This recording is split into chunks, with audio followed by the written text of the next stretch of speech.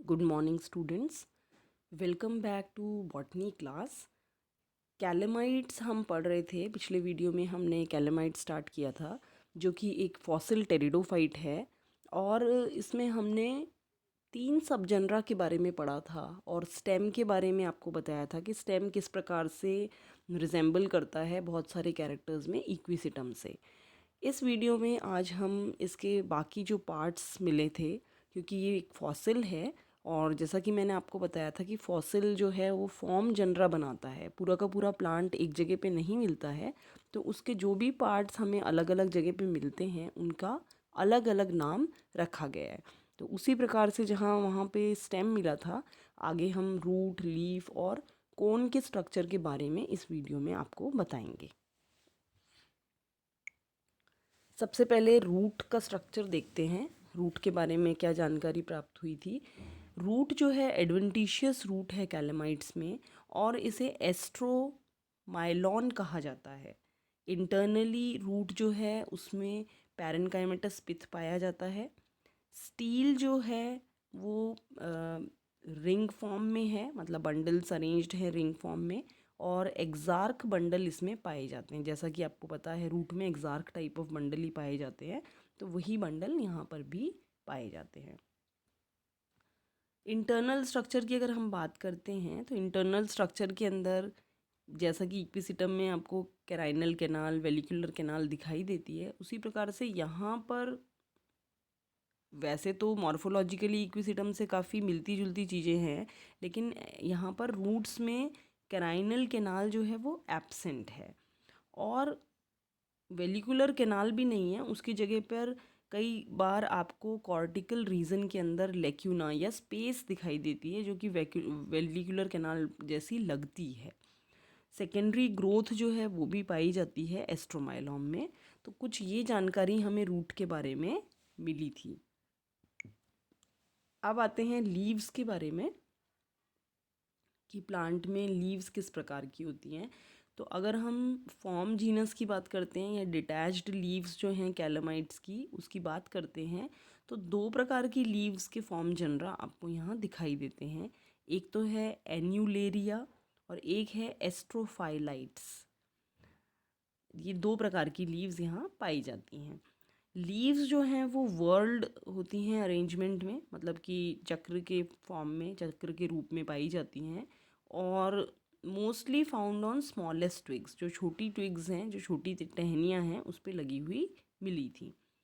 एस्ट्रोफाइलाइट्स जो लीव है वो अटैच्ड होती है right angle to the branch. Branch जो है आपकी उससे राइट एंगल के फॉर्म में, जैसे राइट एंगल बनता है उस फॉर्म में एस्ट्रोफाइलाइट्स लीव अटैच्ड होती हैं।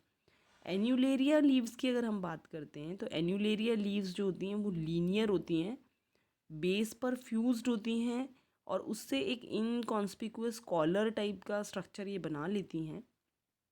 दोनों ही लीव्स का टाइप अगर हम देखते हैं तो दोनों ही लीव्स माइक्रोफिलस लीव्स हैं, और उनके अंदर अनब्रांच्ड मिडवीन पाई जाती है। 2 प्रकार की लीव्स हैं, लेकिन दोनों ही, ऐसा नहीं है कि एक माइक्रोफिलस एक मेगाफिलस है, दोनों ही माइक्रोफिलस टाइप ऑफ लीव्स पाई जाती हैं, और उनके बीच में एक अनब्रांच्ड मिडवीन होती है।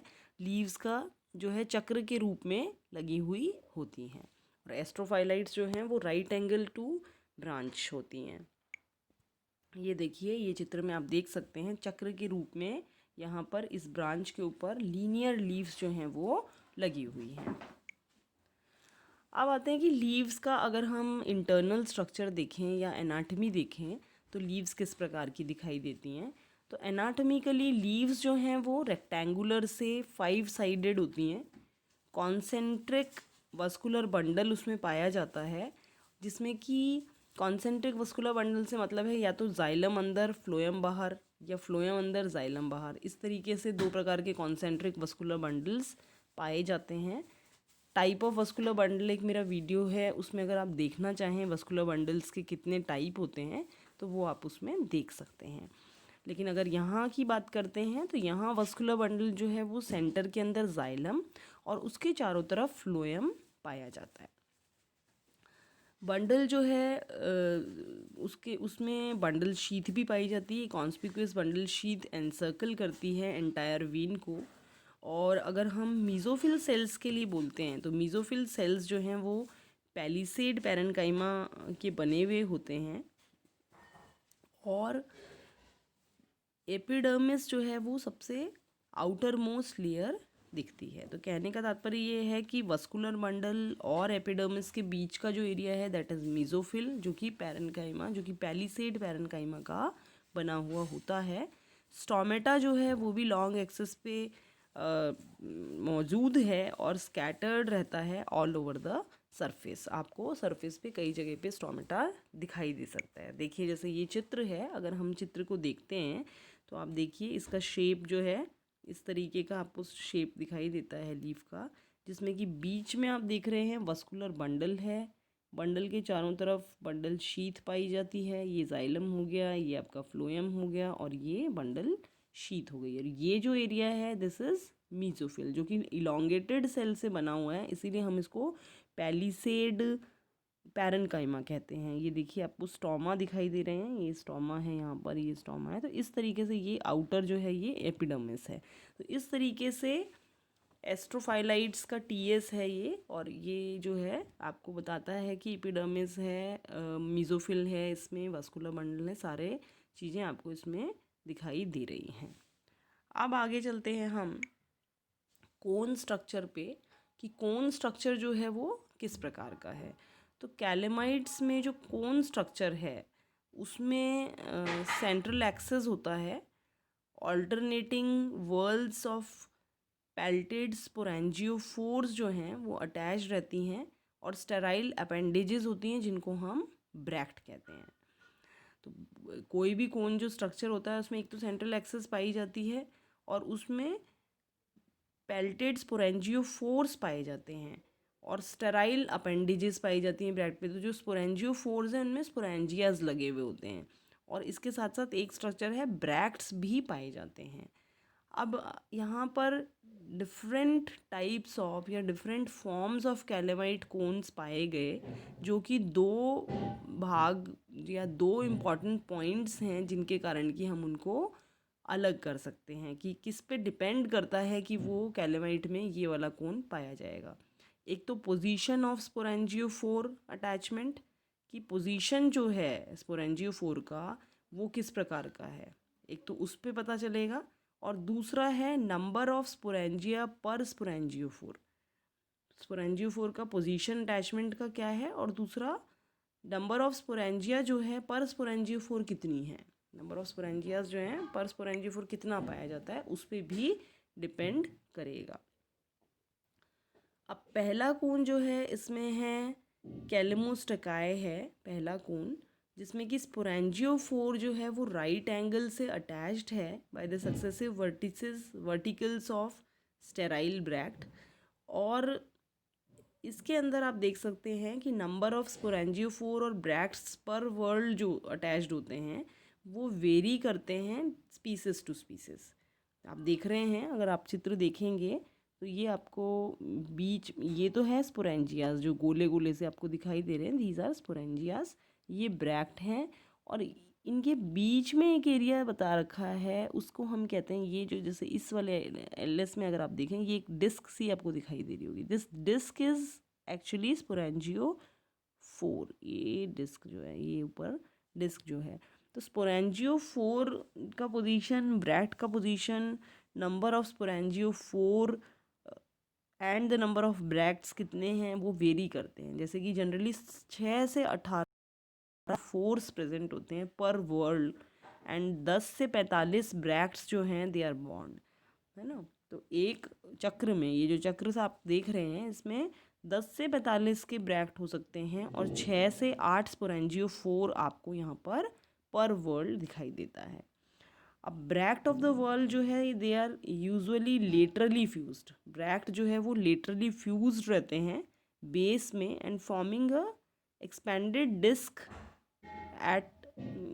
विद फ्री टिप्स, है ना, फ्री टिप्स पे एक्सटेंडेड डिस्क बनाते हैं। कैलाइमोस्टेकाए बेनियाना जो एक स्पीसीज है उसमें होमोस्पोरस मेंबर है ये, और सारे स्पोर्स जो है एक जैसे होते हैं विद सर्सिनेट कॉइल्ड इलेटर्स। इनके चारों तरफ सर्सिनेट कॉइल्ड इलेटर्स जो हैं वो लगे हुए होते हैं। तो इस तरीके से ये कैलाइमोस्टेकाए आप देख सकते हो। सेकेंड यहाँ पर जो स्पीशीज है वो है पेलियोस्टेकाए जो है ये, this is the cone type more और लेस सिमिलर टू कैलाइमोस्टेकाए। कैलाइमोस्टेकाए जैसा ही होता है, लेकिन इसमें थोड़ा सा फ़र्क ये है कि it is characterised by the arrangement of sporangiophore in the axil of bracts at the angle of 45 degrees. देखिए आप, जैसे अगर आप उसमें देखेंगे डायग्राम में तो आपको ये थोड़े से ऊंचे ऊंचे से ये नज़र आ रहे हैं। इसमें आप देखते हो ये 45 डिग्री पे लगे हुए हैं, ये देखिए ये इस तरीके से लगे हुए हैं। और वहाँ देखोगे आप तो ये आपको फ्लैट नज़र आ रहे हैं, देखिए ये फ्लैट बिल्कुल राइट एंगल में नज़र आ रहे हैं, और ये 45 डिग्री पे आपको नज़र आ रहे हैं। तो ये फ़र्क है एक। तो दूसरा फ़र्क है कि जनरल रेशो जो है ब्रैक्ट का स्पोरेंजियोफोर से वो 2:1 है, मतलब 2 ब्रैक्ट पे 1 स्पोरेंजियोफोर दिखाई दे रहा है आपको। तो इस तरीके से ये फ़र्क है। पेलियोस्टेकाए एड्रूसाई एक स्पीसीज है, वो हेट्रोस्पोरस है, bearing microspores with इलेटर्स and megaspores devoid of इलेटर्स।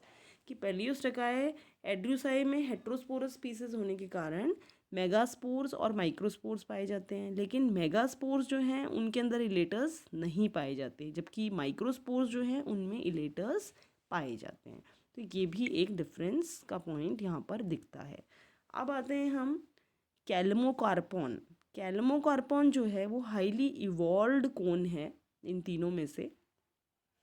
General organisation जो है वो तकरीबन कैल्मोस्टेकाए जैसी ही है, बस यहाँ पर फ़र्क ये है कि रेशो जो है ब्रैक्ट और स्पोरेंजियोफोर का वो 1:1 है, एक ब्रैक्ट पे एक स्पोरेंजियोफोर पाया जाता है। और हर एक स्पोरेंजियोफोर जो है उसमें 4 स्पोरेंजियास पाए जाते हैं। और कैल्मोकार्पॉन जो है वो हेट्रोस्पोरी शो करता है, इट मीन्स मेगास्पोर और माइक्रोस्पोर 2 प्रकार के स्पोर यहाँ पर पाए जाते हैं।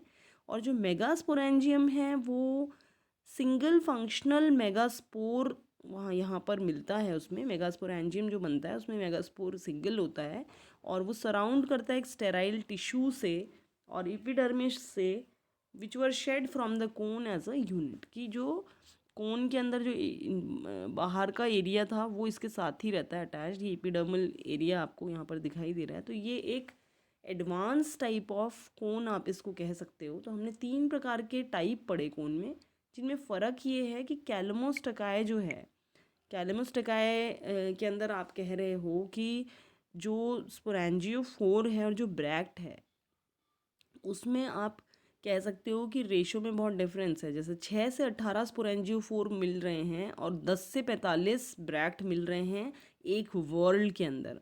और ये जो स्पोरेंजियोफोर हैं अगर कोन एक्सिस से देखें तो ये सीधे सीधे लगे हुए हैं, मतलब राइट एंगल पे लगे हुए हैं। और तीसरी बात कि जो स्पोर्स हैं वो यहाँ पर होमोस्पोरस हैं, और सभी स्पोर्स के अंदर 3 सर्सिनेटली कॉइल्ड इलेटर्स पाए जाते हैं।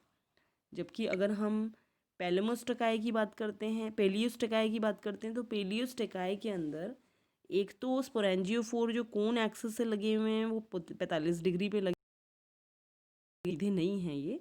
फिर दूसरा, हर स्पोरेंजियोफोर और ब्रैक्ट का अगर रेशो देखते हैं तो ब्रैक्ट 2 हैं तो स्पोरेंजियोफोर 1 लगा, मतलब 2 ब्रैक्ट पे 1 स्पोरेंजियोफोर लगा हुआ है, जिसको कि हम 2:1 का रेशो बोलेंगे। यहाँ पर स्पीसीज जो है आपकी एंड्रोसाई में हेट्रोस्पोरस मेंबर है ये। तो यहाँ पर 2 प्रकार के स्पोर्स पाए जाते हैं, पर फ़र्क क्या है कि यहाँ पर जो मेगास्पोर है उसमें इलेटर्स नहीं पाए जाते। तीसरा जो है कैल्मोकार्पॉन सबसे एडवांस है, जो कि कोन के स्ट्रक्चर में कैल्मोस्टेकाए जैसा ही है कैल्मोकार्पॉन भी। लेकिन यहाँ पर अगर ब्रैक्ट और स्पोरेंजियोफोर का रेशो देखते हैं तो 1:1 है, मतलब एक ब्रैक्ट पे एक स्पोरेंजियोफोर पाया जाता है। हर एक स्पोरेंजियोफोर में 4 स्पोरेंजियास पाए जाते हैं। और कैल्मोकार्पॉन जो है हेट्रोस्पोरी शो करता है, मतलब कि यहाँ पर 2 प्रकार के स्पोर्स नज़र आते हैं। तो ये सारा हमने पढ़ लिया है आज कैलमाइट्स के बारे में, जिसमें कि 2 पार्ट में मैंने ये वीडियो ख़त्म किया है। फर्स्ट पार्ट अगर आप देखते हैं तो उसके अंदर आपको स्टेम के बारे में सारी जानकारी दी गई थी, और मॉर्फोलॉजी के बारे में कि किस प्रकार से प्लांट नज़र आता है, कैसा दिखता है वो। और इस वाले वीडियो में हमने रूट, लीव्स और कोन के बारे में आपको बताया। आशा करती हूँ आपको समझ में आया होगा। नहीं समझ में आता आप पूछ भी सकते हैं, और इसको बुक से भी आप पढ़िएगा, आपको और अच्छे से समझ में आ जाएगा ये। Thank you so much.